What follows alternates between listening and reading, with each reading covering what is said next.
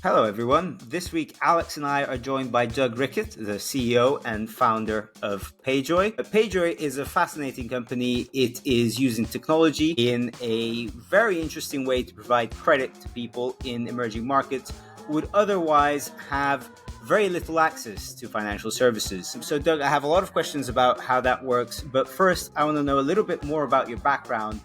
What steps in your life got you to where you are right now working in this industry? What is your story? Yeah, sure. Thanks, Boaz. Great to be here. I appreciate you having me on.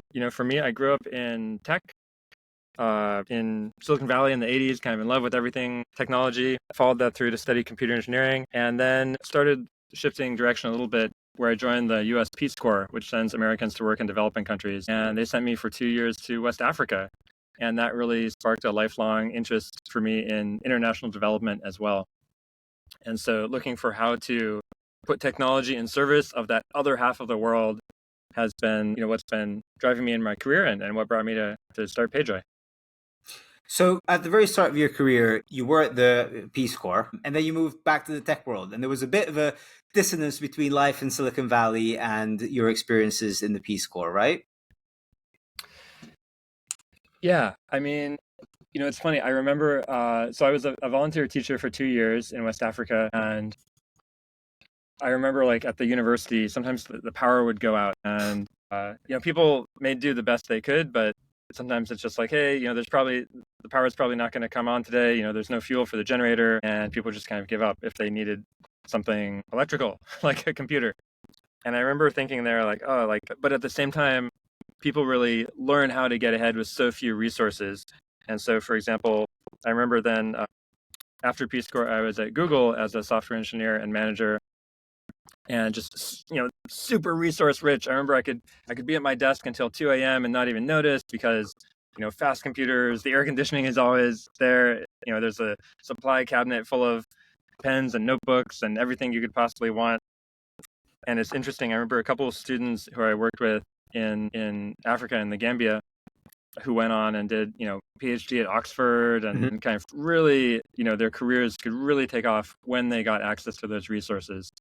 So I could just see that big difference. But in a way, people who come from that resource starved environment, I don't know, it's like training for a marathon at high altitude or something. Yeah. They get really conditioned and they're really able to take off if they can just get lucky and find their way to more resources.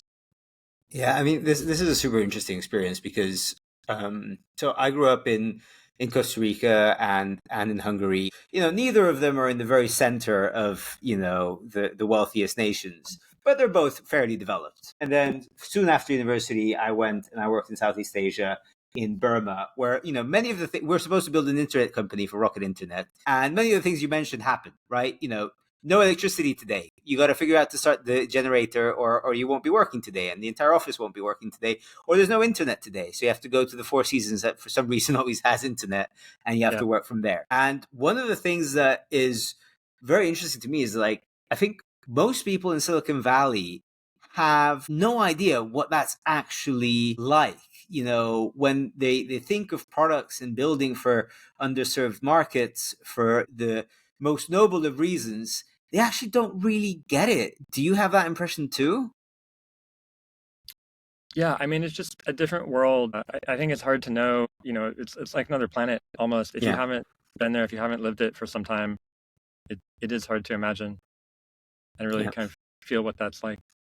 Do you have any particular anecdotes or memories from your time working in the Peace Corps that you think were super transcendental? A number of exciting, memorable times, but I think getting it kind of, what had the biggest impact on me, interestingly, so I was a teacher for 2 years, taught high school for a year, college for a year. But the first 3 months we were there in Peace Corps, they had us in training. Mm-hmm. And in my group, the education group, we were sent to these really small rural villages just to learn the local language and culture. And we'd visit some schools, on a field trip once a week, or the education department. But for me, that time in the training village, where it was super rural, was most impactful. And I lived with a host family. It was a small village, maybe 400 people, no electricity, no running water. My host family spoke no English. And so really really crazy different experience. I remember the Peace Corps truck dropping us off the first day, the Land Rover, and we like unloaded our suitcases and got sent off to our families. And then my host mother was showing me around the village, and there are a few wells in the village, like water wells. And I believe Saudi Arabia had paid for this as a, charity throughout the Muslim world of building these cement pumps in some cases. In other cases, it was like the old style, like bucket goes down 100 feet in the well. But my host mother took me one of these, hand pumps and had me step up on top of it and showed me how to like crank the pump. And I remember standing up there, and it's, evening, maybe 5 p.m. And there's the Muslim call to prayer echoing in the distance somewhere from a mosque. There's like the sound of donkeys and chickens and everything. And I'm like, whoa, I was looking for something different. And, I wanted to see the world. Like, this is different. And then from there, that host family that I stayed with, the Cisse family, crossing the language barrier was a really cool, meaningful experience for me. So I got to learn Wolof, the language there that they spoke. And I had a 10-year-old host brother who became my walking dictionary, basically. I went to say, what's that in Wolof? Lila, la, la. And he'd say, Kajla, lolahin la. And I wrote myself a dictionary on paper. Wow. And it was really cool. Like, I didn't think I could learn a language that well as an adult. Like, I spoke, bad Spanish from Spanish class in school, but it was always You kind had of no nervous about choice. it. Yeah, but here, no choice. It was 24/7 immersion. And it was really cool because with the language, there are all these mixing languages. There are probably like 4 or 5 common African languages that you could find, within 5 minutes walking around in a town. And probably even in that village, there'd be, families that spoke, 3 or 4 languages, in addition to English and French being mixed in there. And so people were just really open and welcoming to, like, if you were trying to learn their language and you knew some words and you could, put them together, they're like, yeah, I understand what you're saying. Like, you know, I want water is fine compared to like, I would like a cup of water. Like, they'll just, if they get your message, it's fantastic. And so learning to cross that language barrier was really powerful. And then just in a few months, it was amazing. Like, be able to have some basic conversations. And I think it let me have, both the serious and the joking conversations with my host mother, and the family was the one I became closest to. Serious stuff, what do you want for the future for your children? Or one time I was talking about, in America, sometimes people have money, they're still not happy. And she goes, no, here, like, money is happiness. Yeah. And there's so much behind that, right? That threshold of poverty. And Yes. $100 for them means, can they put good food in the bowl for their children this month? For me, it's like, I don't even notice. I don't check my bank account. I don't reconcile my bank account every month. And then joking stuff, like, they were big into nicknames. And I shaved my head at one point, and my nickname became Egghead. And for her, like, the rainy season came, all the frogs came out. To make a long story short, she's holding a frog. My nickname for her becomes Frog Mom. So by the end of it, hey, Frog Mom, hey, Egghead, like that joking relationship, and also the serious stuff, with just my 500 word vocabulary, 1,000 word vocabulary. But it was a human connection to this family from complete other side of the world, like crazy opposite life than what I grew up with in Silicon Valley. And I think that was what really anchored for me, this like this feeling of, hey, international development is real. There's another half of the world that lives very differently.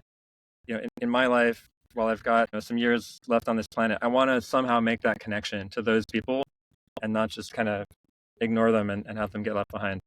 Yeah, and today with PayJoy, you are working on a product that can help people like your host family get a significantly better quality of life. Can you tell us a little bit about the PayJoy story and your flagship product and how you can help families like the one you just described? Yeah, and if it works for you, I'd go one step back in what inspired PayJoy, where I worked on solar and found with these small scale solar products. I was working with a friend's company, D-Light, that was doing amazing, new solar products, and customers wanted this solar system or this solar lamp, but it was a struggle to pay for the whole thing up front. And so my idea was, could we change how you pay for the product? Could we change the product to fit the customer's financial behavior, let them pay over time? And we found, yes, there is great demand for that. We made it so that, you pay for a week of light, and then if you don't pay, the light turns off. And that fit how people like to pay for things. The other inspiration I'll point to, actually two.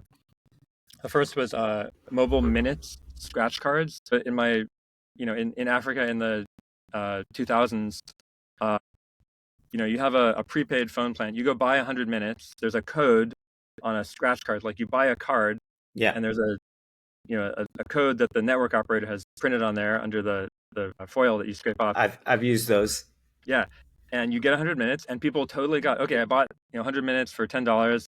I use up the minutes. Now I'm at zero. Now I can't make calls. Like that fit people's financial situation. That worked perfectly. The second really cool version of that I saw on my kind of second tour in Africa was for the electric company. They did the same thing where you would, instead of having to go to the electric office and pay a monthly bill, you could buy these prepaid cards and add 10 kilowatt hours to your electric meter. And when it ran down to zero, your electricity shuts off. People got it. So that was my inspiration for these small solar systems, letting people pay in small increments, flexible. When you have money, you can pay, you enjoy, buying something. If you don't have money, it's fine. Like you can deal with it. You find money or you balance your needs. So that was really the inspiration for PayJoy, saying, hey, could we bring this pay-as-you-go concept to all electronic devices for the entire global South, where there's not a finance industry built out? And what I mean by finance industry is in basically half the world, even today, the majority of the population doesn't have a credit score, a credit history. Yeah. And with zero credit score, no one will give you credit. And without having a credit product to use, you can't build credit. So they're kind of stuck at zero in this chicken and egg problem. Mm-hmm. And so what we said for PayJoy is, can we use the same thing we did with solar and finance the purchase of a device? In this case, we said, let's start with the smartphone as that number one hottest device that 1 billion people around the world are looking. I want to get into the smartphone economy. Like it's the 21st century. You need a smartphone if you want to participate. And basically, like a home mortgage, this is really cool. Like, the reason I can get a mortgage at a really low rate is because the bank knows I don't want to get kicked out of my house. Yes, collateralized. So we did the collateralized. same thing here. The customer is buying this asset. We started with a smartphone, and if they don't pay on time, the phone locks up and they can't use it. It just says, please pay your bill. But that actually works really well for customers. This is the magic. The nuance in here is like, there's some collateral that improves customer repayment behavior. But if they pay on time, they don't lose access to anything. So it's not like an alternative people would do is they pawn their phone to get money for something else, and they have to physically leave the phone. But we've called it digital collateral. They can just keep the phone actually, and we can get them a loan like a mortgage to buy the phone. And then our product number 2, we can use the phone as collateral to lend them money for anything. So first it was like we buy the phone with a loan secured by the phone, like a home mortgage. And then second, we can lend them money. We can get them a credit card secured by the phone, and they can build their credit and use that credit for anything. So that's kind of the product journey we figured out, from getting them a phone to getting them a loan, building credit for everything. And that's what we're trying to do now. It's really bring this next billion. Our motto is finance for the next billion. Bring these next billion customers into the modern financial ecosystem, get them credit, build them credit, get them everything on a path to financial stability and success. So, Doug, what are the conditions that make it possible for digital collateral to work in some markets, but not in others? We haven't found a market where it hasn't worked fundamentally. We're focused on international or emerging markets where the finance system is not built out. I guess the closest would be in the US. We started PayJoy in the US focused on the underbanked Americans, immigrants, kind of the 10 or 20% who are excluded from the financial system today. And it's tough. And, when we partnered with mobile network operators, our investors could get me seated next to the chief marketing officer of Sprint at some, conference, and there'd be enthusiasm. And then, the regional head of sales for Boost Mobile in Los Angeles would be excited for a way to grow customers. But kind of somewhere in the middle, it wasn't a priority for them. Like this customer base was not their priority, the 10 or 20% compared to the 70 or 80%. So during that time, we saw many of our best customers were immigrants from Mexico to the US who were coming for work, and they're here working, they're making money, they're sending money back to their family. They need a smartphone. They use a smartphone. We have these amazing, touching customer stories, people keeping in touch, families keeping in touch, husband and wife, people keeping in touch with their children, doing video chat on a phone and apps. We saw that really strong use case. We followed a bunch of our customers basically back to Mexico checked the product market fit in Mexico, and it was like 80-90% of the population needed what we were doing, offering credit. And so we've been emerging markets focused ever since then. So I think wherever the financial system is not fully built up, there's still an opportunity to grow credit. If you have, in the countries we're in, again, more than 50% of the population doesn't have a built-out credit history. And so there's a way for us to jumpstart them into it. But I think wherever that credit system is not built up, digital collateral makes sense. The phone is so powerful. The phone is, the number one device that billions of people are walking around in their pocket every day. So I think it can work wherever the financial system needs that jumpstart to get going. So these people, and I think Boaz and I are included in that, when you're young, you want to get credit, but in order to get credit, you need a credit score or a credit history. But in order to get a credit history or credit score, you need to have spent on credit and proven that you've paid back. So it's kind of a very difficult cycle to break. Whereas this is something that you don't actually need that credit score or credit history to be able to get access to the credit. Is that correct? So you're facilitating people who normally be underserved or not even included in the system. Yeah, exactly. And so a typical kind of PayJoy customer experience of the past 9 years that we've been operating would be like rural town or kind of mid-sized town in Mexico. Customer walks into a mobile phone store and says, "Hey, I'm looking for a phone. I have $50 in my pocket. I think that means I'm getting a basic phone." And the clerk at the store will say, "Yes, and you could also get a proper smartphone. Your $50 can become the down payment on a $300 smartphone. You finance the other $250 with PayJoy and pay back over the course of 6 months or a year." The interesting thing is that is very attractive for those customers to get a smartphone instead of a basic phone. That makes sense. The interesting thing to me is it actually works where the cost is affordable to them and most people pay back, and PayJoy can make money and the customer gets their phone.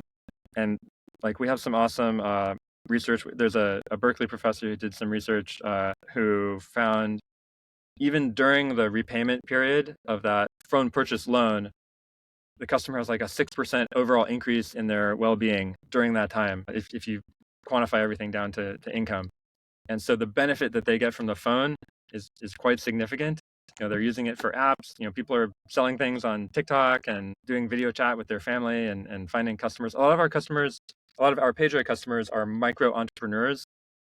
We did a profile of a woman in Colombia whose family has a sewing business, and they do this online. They connect to people on TikTok or Facebook Marketplace or things and find their customers in the local community. They share videos of it, and that's how they're micro entrepreneurs running this family business, getting ahead step by step. And the really cool thing to me, I couldn't have proven to you that this worked mathematically, but it turns out that it does work in practice in all these countries we've tried: Mexico, Colombia, Brazil, Peru, South Africa, Philippines. It's affordable for customers and they can pay back. Yeah. It's a little bit counterintuitive that from an economist's perspective, they might say, well, a customer who's got a mortgage on a house for $300,000 is more likely to pay back than a customer who's just got a £300 phone. But actually what you overlook is the fact that the phone opens up so many opportunities to start a business, talk to your friends, all the addictive elements of social media, that it's actually a really effective and very cheap way of guaranteeing that customers pay back. Have you found that to be a really effective way of ensuring that people actually pay back? Yeah. Okay. There are two angles of this I want to hit. One is going back to the financial crisis, and the other is it being okay to default temporarily. So I heard this story from the financial crisis that maybe people got wrong, and they thought, of course, the house is priority number one ahead of like car. But then you saw some reversal of that, when people hit hard times in the great financial crisis a decade and a half ago, where unfortunately it came to this, like people could live in their car, but they couldn't drive their house to work. And so actually the car came out ahead of the house payments. And so I think similarly here, like the phone is so powerful, like you can use a phone for so much today. I mean, just imagine if you tried to go a day with no smartphone. I think for me, I would feel blind or deaf, or like I've lost one of my senses. And we have the problem of addiction, you mentioned at some point, and overuse of, social media for youth. I'm really concerned, my children, I don't want them to, suffer the harmful effects of social media while they're young, and figure out at what age I'll get them a phone. They're 6 and 10 today. They do not have phones. I'd love to advocate for not having phones in schools so kids can focus on their learning. But that's a first world problem, to put it bluntly. And I think, for our customer, it's like, can they afford a phone? Yeah, first, let's get these adults a phone. They can tap all those resources and opportunities. They can really get ahead. The second thing I wanted to hit that you made me think of was it being okay to default. So this is a nuance that we, at PayJoy, we're actually fine with our customers missing payments. And the way we structure it is, it's a bit different than a regular loan with kind of a fixed APR, and interest is accruing and building on the principal, and people can get in a debt trap. So from year of PayJoy, we've really focused on how to make it not a debt trap and how to make it work for the customer. And so the inspiration from those mobile minutes is, if it runs down to zero, it's like we were selling a week of time of the handset itself. If it runs down to zero and you don't have the money today, fine, you don't pay for it, you can't use your phone. It's like those minutes. If your minutes run down to zero, you can't make a call. People totally get that. They understand it, they can manage it. And it gives them the flexibility to occasionally miss payments, be late, and we don't accrue interest over time. So there's not like an APR that's building and you're getting deeper in debt. If you don't have money today, okay, great. Your phone, just says, please pay. Tomorrow you get money, you come back, you can pay it. Or like, your roof is leaking and there's a big storm. Great. Fix your roof first so tonight you can sleep and not have water dripping on you. And you can't make a call tonight? Okay, like our customers can manage their money. They can take care of things. Or, your kid has to go to the hospital. You have to pay, for some medicine. Great. I'd rather have your kid get medicine and not your phone. And that's okay. And we give them that flexibility. So I think that's really interesting, a nuance here that comes from that kind of prepaid mentality. One of the things that I wanted to ask was, is it just phones that this could work with? Have you had other ideas of things that you could use for collateral? There's so many software, the hardware products which are integrating software, so you could imagine this product working in many other countries with other different types of collateral. Yeah, okay. It's interesting. Let me kind of walk through some times when I've encountered this in the past. So kind of 3 steps. PayJoy 2015, our idea was, all kinds of electronics. I was saying, hey, we can generalize from solar in Africa to all kinds of electronics for the entire global south, and say, pay as you go. Pay for a week at a time or a month at a time. If you don't pay, it shuts off. We could do that for a phone, for a laptop, for a TV, for a microwave, dishwasher, washing machine, like all kinds of home appliances and electronics. We can program it or put something on a chip so it shuts off, and it's kind of, virtual coin operated. I remember sketching out how you could use the phone as the internet connection, and it would talk Bluetooth to your fridge or your microwave or something. So that was kind of PayJoy 1.0, and then that was PayJoy 0.1, and then 1.0 was the phone, where we said, okay, what's the number one hottest product? The phone. And I had been at Google and was familiar with Android OS and stuff, so I got it working on Android, where we could secure the Android phone pretty strong, lock it pretty strongly. It doesn't have to be perfect, but it has to keep 99% of people honest. And so we thought we would do more devices. Then we ended up with the phone.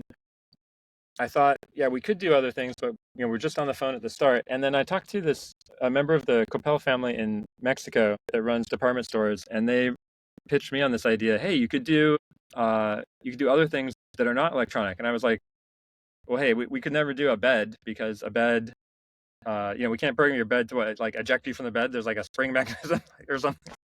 No, but he was like, yes, I'll tell you how you can finance a bed. Your customers have a phone. We secure the phone as collateral for the bed, and now you can finance things that are not electronic. And actually, that was kind of the inspiration. That was kind of what pushed us to the final direction now, which is, we might at some point do, like a remote control interrupt on a motorcycle, or like Android TV would be Android operating system. Some of our code would carry over. But by default right now, we're just using the phone to jumpstart people into building their credit history. That was our product number 1. And then product number 2 is a general credit line with a credit card they can use for anything. So it's really the same thing that guy gave me that idea, 7 or 8 years ago, was the phone can do everything. So the phone, we get people building their credit history, we get them a credit line. Now they have a $300 credit line secured by a $300 phone. They can buy a bed with that $300 credit card. They can swipe the credit card anywhere. They can buy things online with the credit card. And now it's everything. It doesn't have to be electronic. So that's the default direction we're going right now, which is the phone unlocks credit, and we can use credit for everything. That's not to say we might never, lock a motorcycle or a car or an Android TV. But right now, it's just at least the most straightforward path seems to be credit for everything, just with the phone. There are a couple of things which seem ingenious to me. You've got 13 million customers, so this idea is really working well. What do you think it is? Is it the combination of a few ideas, a few technology, like the locking technology, so there is incentive to encourage the right behavior, or is it the insights that you unlocked around the simple paying structure? Like, what is it that you think's really propelling those 13 million customers? Yeah, I mean, the majority of those started with PayJoy with phone finance, buying a phone. And for a large fraction of them, early on, it was probably about half. It was their first phone. Today, it's still maybe a third of customers. This is their first smartphone ever. It varies, greater number in Africa where it's lower economic level.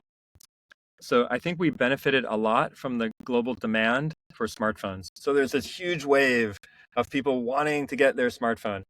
And this was kind of, the PayJoy 1.0 vision was, hey, like, can we help the whole world get a smartphone?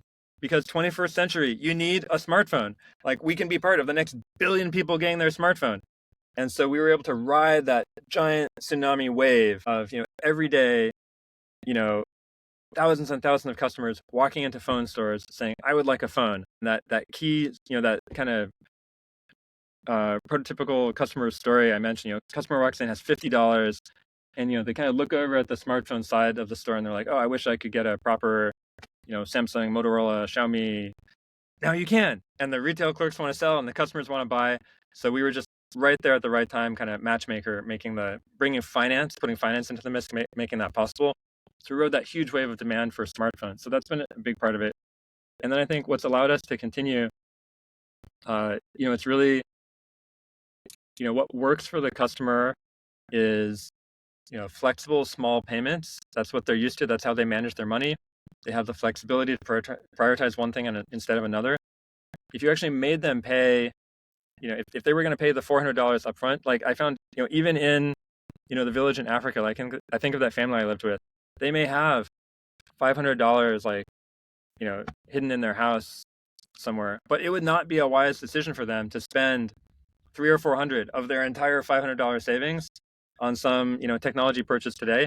They don't know what might happen. Their phone might break. It might get stolen. Things change. Life is very dramatic and exciting, not always in a good way. And so it really fit for them to be able to manage, small flexible payments and make that happen. One small anecdote. I have a friend in Colombia, actually, James Downer, who is running a similar initiative, granted a much smaller scale, with e-bikes. There's a lot of delivery drivers who use e-bikes, and he's come up with a similar credit mechanism. Maybe I should put you guys in touch after this call. I want to talk a little bit more about your credit philosophy at PayJoy, because I thought it was super interesting. It was super interesting because you guys seem to have come to many of the same conclusions that I came to after working with similarly the sort of subprime-ish sector. And if I remember correctly, these sort of credit philosophies are the no accruing interest, there's no compounding credit on the actual transactions. There's the philosophy of never pay double, which means that you're never going to be paying over 100% of the purchase value of the phone. And there's a few other ones that come, related to this, such as no late fees. Whenever you make a payment, you're current, etc., etc. Tell me a little bit about the consumer credit angle of these. You've mentioned the psychological aspect of, this is a model that people understand. But from a business perspective, why have you decided on on, for instance, not having any compounding interest on the credit. It's not typical for credit companies to not have interest rates. Why have you decided against it? Yeah, it's really interesting. I think, again, for us, the inspiration goes back to those prepaid minutes. And if you think about the prepaid minutes, and the reason for that is, I had lived there. I had lived it, initially as a Peace Corps volunteer for 2 years in Africa and seen that it worked and saw that people could manage it. So I had an example of something that worked. And if you pay your minutes, if you buy your 100 minutes, you use them down to 0. There's not a late fee. There's not a penalty fee. If you don't use your phone for a week, there's not a penalty. Maybe you're sick, so you're just in bed for a week. You don't have to pay. Like that makes sense. That's fair. And so a lot of these things, they fit that way. And then there's the counterexample. So it's interesting. As we're launching our credit card, and we did that first in Mexico a couple of years ago, I thought, of course people would want a credit card. Like you talk about, being young and how do you get into the credit system. I didn't even realize, but Capital One, I think, was doing something innovative in the US when I went to college, and I had no credit history, but they saw I was a college student. They underwrote me based on that. They gave me some small credit line, and I was probably with them for 5 to 10 years. So I think the similar thing here, I thought people want a credit card, of course. But when we went and interviewed customers in Mexico, we found actually they had in our customer segment, they had bad experiences with credit cards. People they knew who had gotten a credit card had gotten in trouble, had gotten in a debt trap, and it had not ended well. They'd probably gone to collections and things were not good. And so there I had a negative example of, people don't know how to use this product. It's like fire. Humanity came to fire and it's really powerful and you can cook your food and have warmth, or you can like burn your hand or burn your house down. So I think credit, similarly, it's a tool. It can be used for good or evil, or it can help you or hurt you. But people had found kind of the traditional model, for whatever reason, that we had, from the US, didn't work great for people who were new to credit. And they would, be late and they'd build up fees, they'd build up interest, they'd get deeper in debt, they'd end up in a bad place.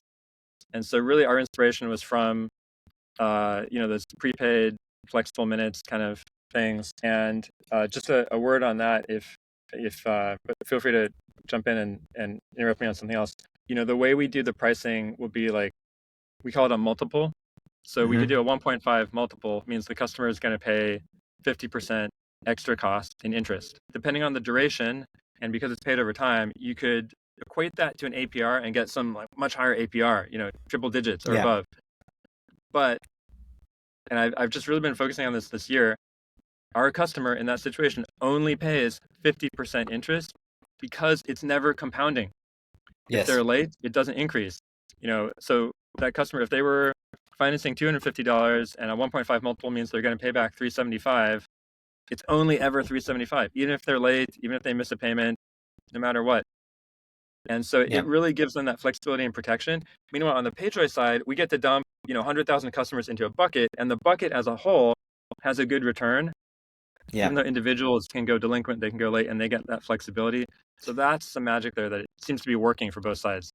I want to lean into that part of the conversation, because this must be something that comes up for you guys a lot, right? So, some person that has perhaps spent their entire life in Silicon Valley looks at your product, does the APR calculation, and says, well, you are charging people over 100% APR.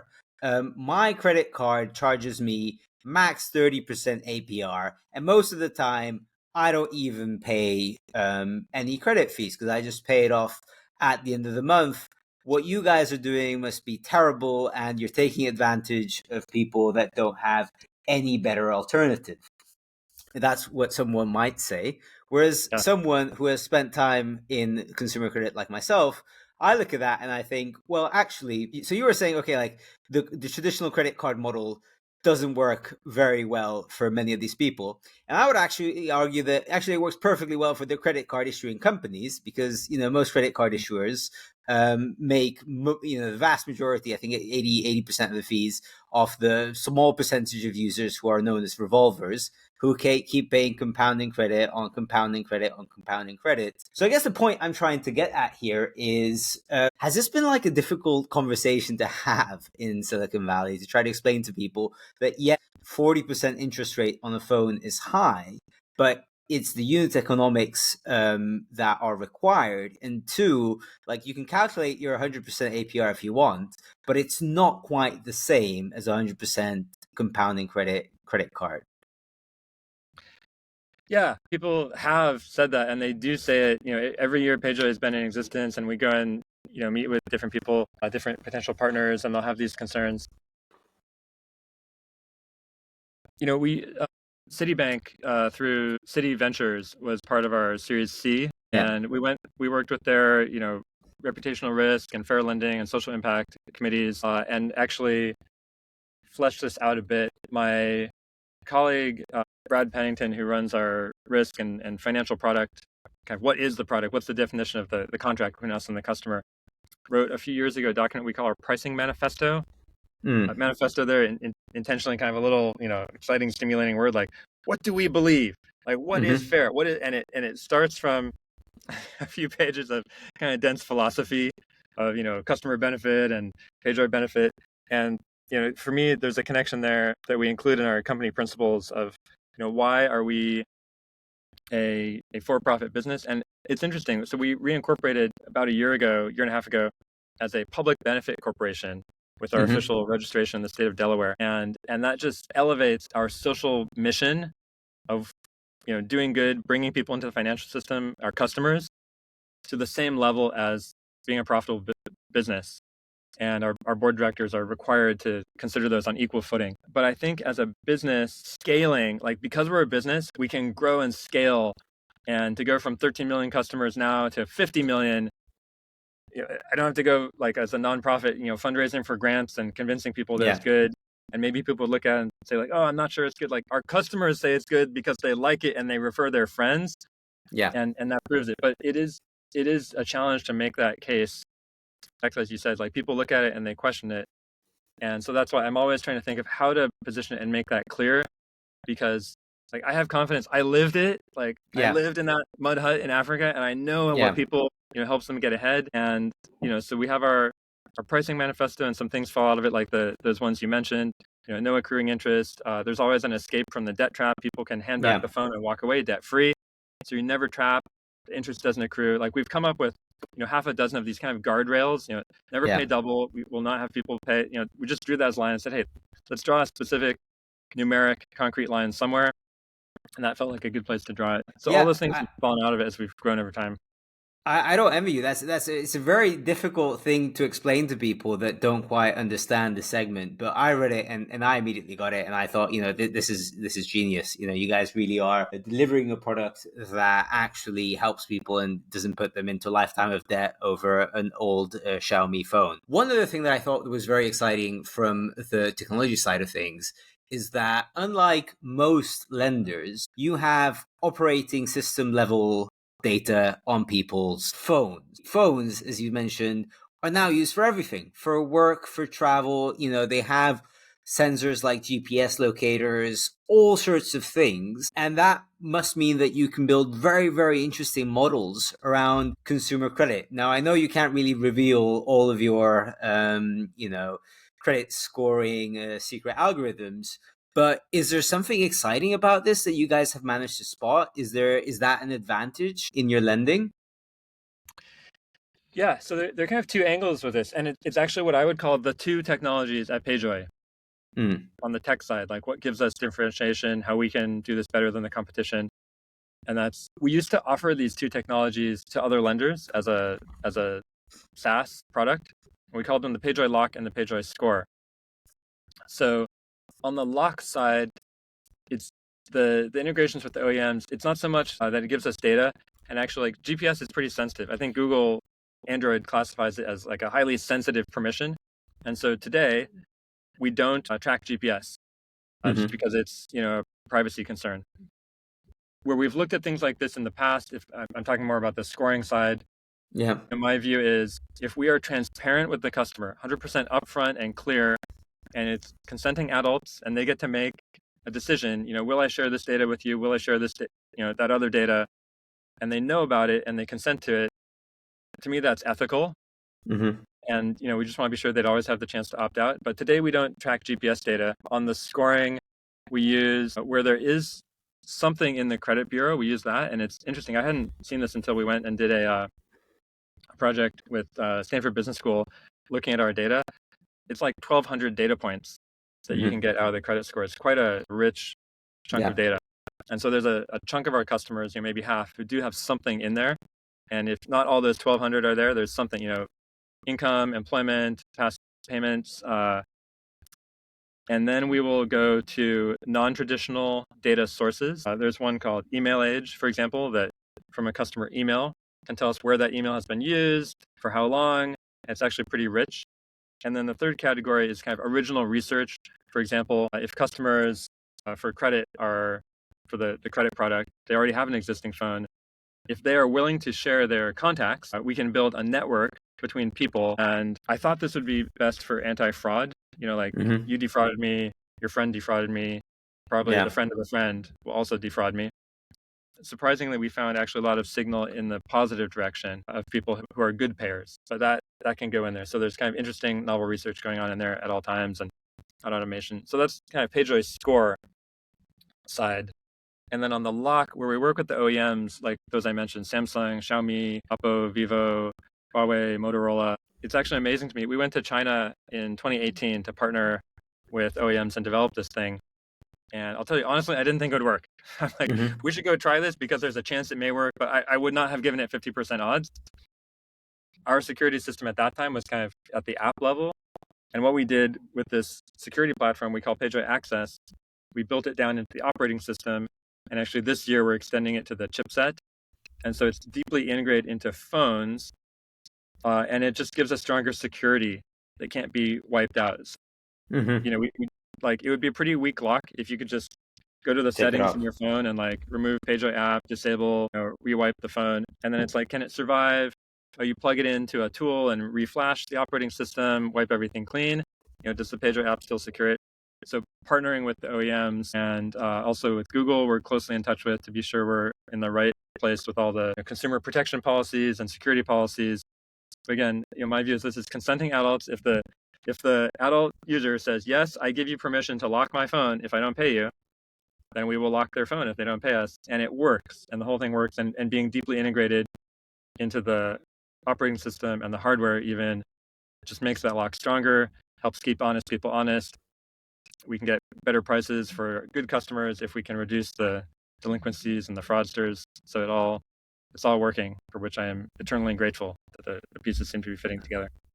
I'm going to ask you a few rapid fire questions given the looming deadline. So you've launched in countries like Peru, like the Philippines, like South Africa, that are not exactly known for being easy to launch in. What lessons have you learned from launching in these developing markets? Yeah, so today, Mexico is our largest country because we've been doing it there longest. LATAM is our largest region. What I find is when we cross oceans and continents, there is some real adaptation, and we need the right mix of kind of humility and confidence. The confidence to me is, it looks to me like this thing can work globally in emerging markets. I haven't seen something that says it doesn't work. So we should believe it can work, and we should work hard to overcome the obstacles. But there is something different. When we crossed from LATAM to Africa, there are things to adapt to. The average purchase price is different. The nature of fraud and criminal gangs and attacks is different. When we went to Asia, we saw more electronics and chip soldering, and people would open the motherboard of the device and try to desolder the memory chip and stuff. We saw that more in Asia, I think, because of the electronics sector there. So we just have to be humble enough to learn what we don't know and figure out how to adapt to it. What are some of the biggest misconceptions that people have about PayJoy?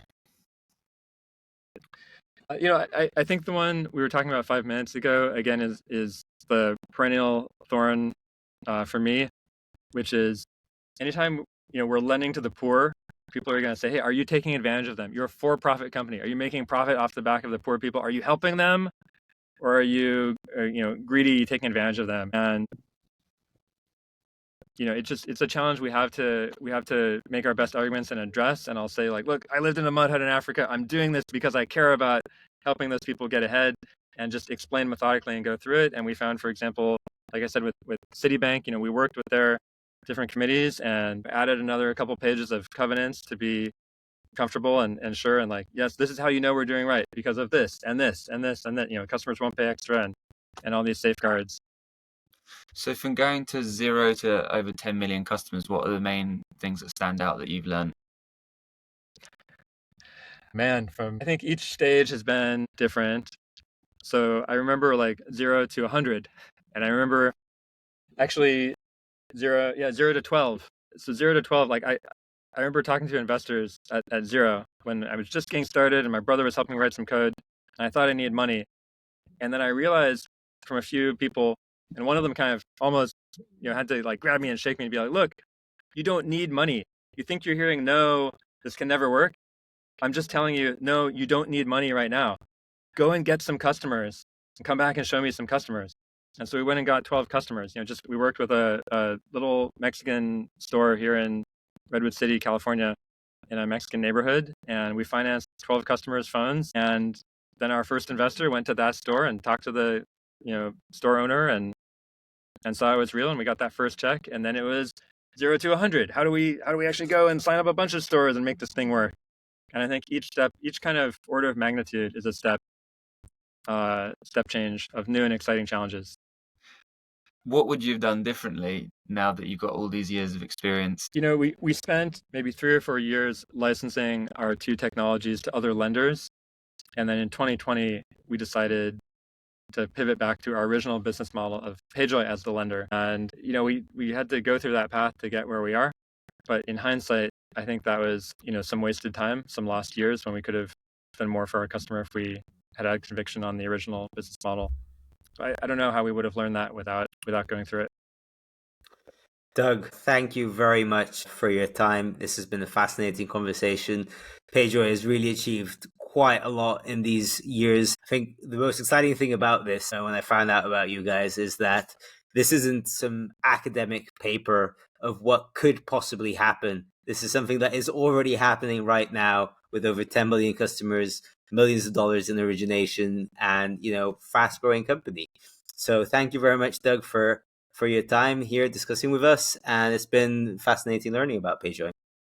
Thank you so much, Bros and Alex.